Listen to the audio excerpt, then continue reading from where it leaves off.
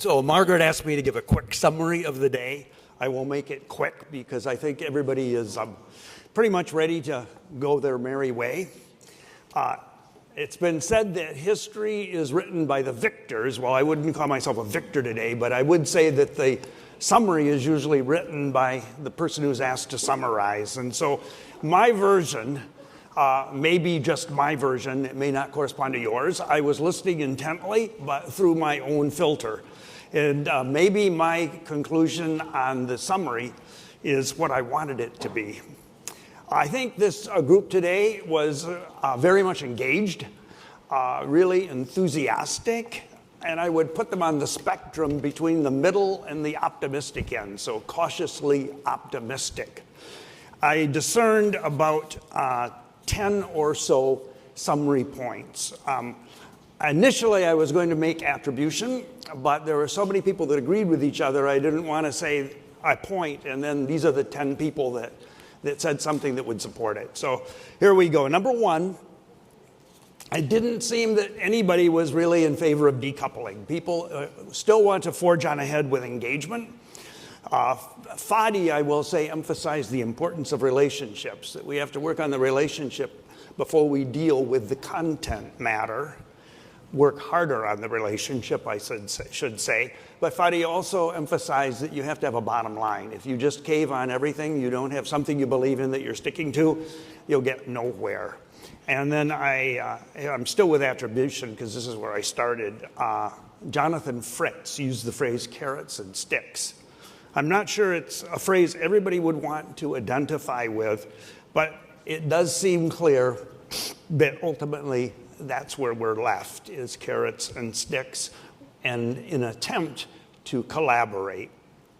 Number two, I got the sense that people in general felt that the trade war was a red herring, a distraction, and that it didn't really, or isn't really, accomplishing anything.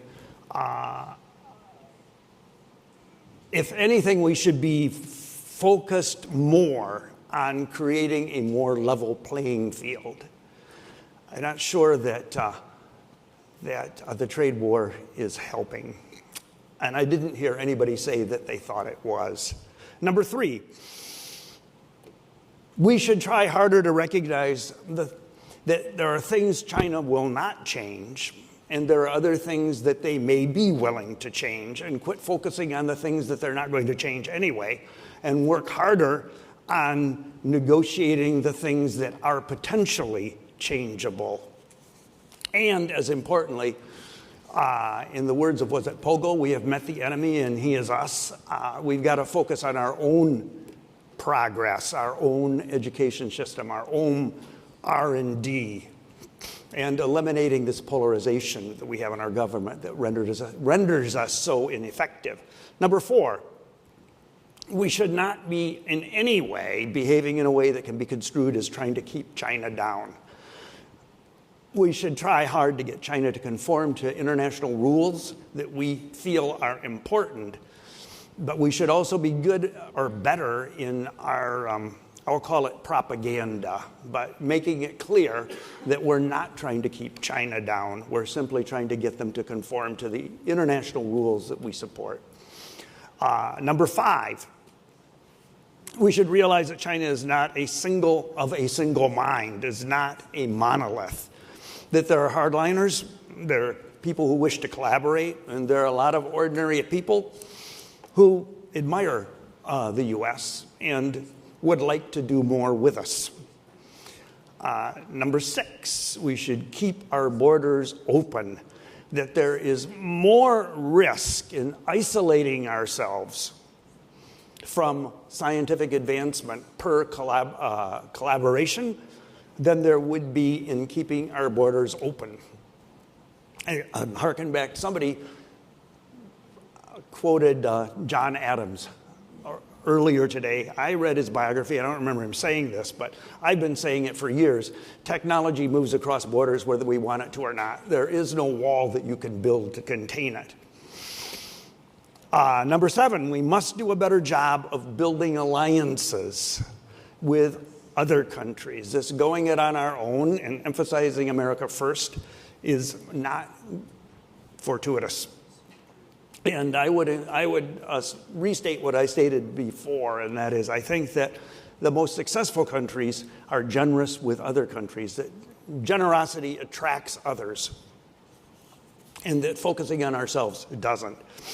Number 8, we need to focus more on environmental collaboration, and it could be that hasn't worked so well in the past, but it has the potential to work well in the future.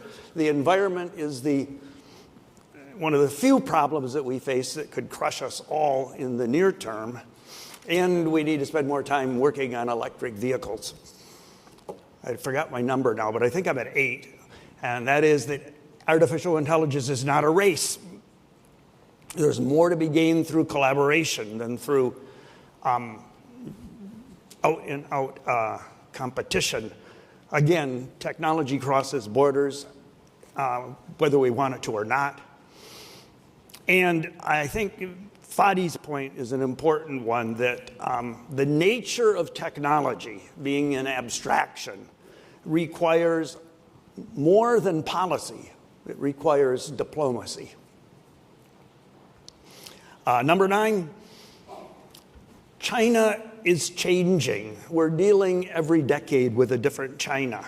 Young people today are far more different from their parents than would be true in the U.S.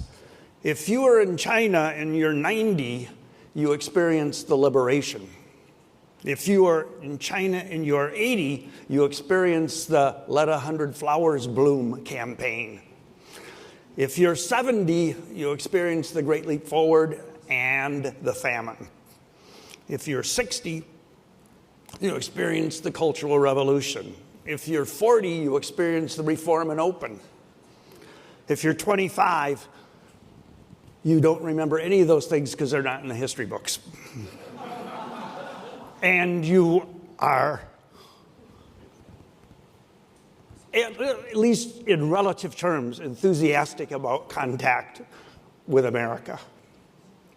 And finally, number 10, we just need to try harder, pushing for greater market access and pushing to improve ourselves as a country.